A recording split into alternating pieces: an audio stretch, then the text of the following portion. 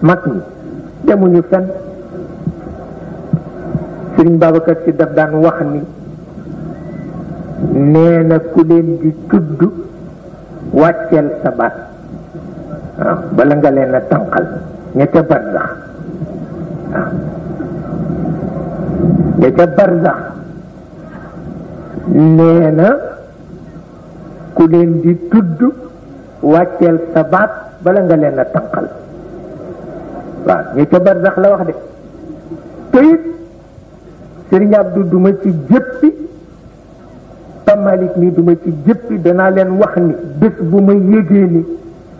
gëm ngeen ni Sëriñ Babacar Si deena ma génn ci yéen àdduna ak àllaaxira waaw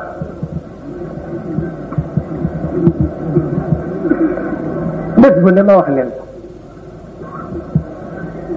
ndax itam kat koo xam ni boo àddoo tànqal ko soo defee ni jóg na fi booba am na lu la dese waaw ndax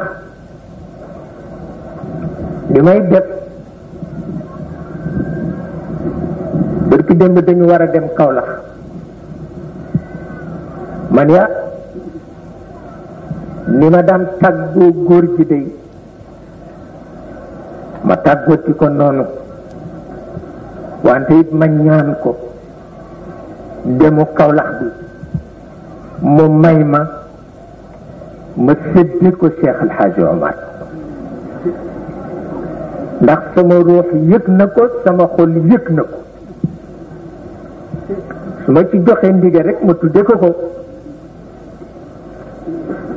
yàlla te mu d'accord ci ma tudde ko Cheikh El Hadj Omar yemale ko nag sama diggante ak moom xasida bi may def ci Cheikh El Hadj Omar ma jël ko def ko ci sama poos ba ñu demee ba ca Kaolack may bëgg a tàmbale waxtaan wi ma dawal yéene ba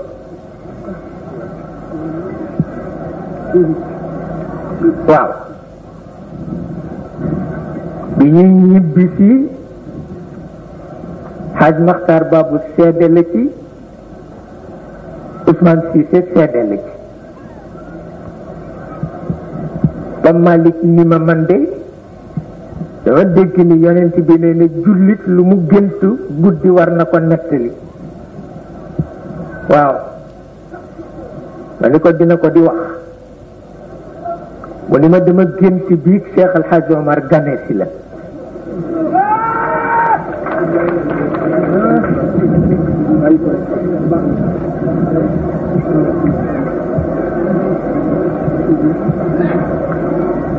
ma ni ko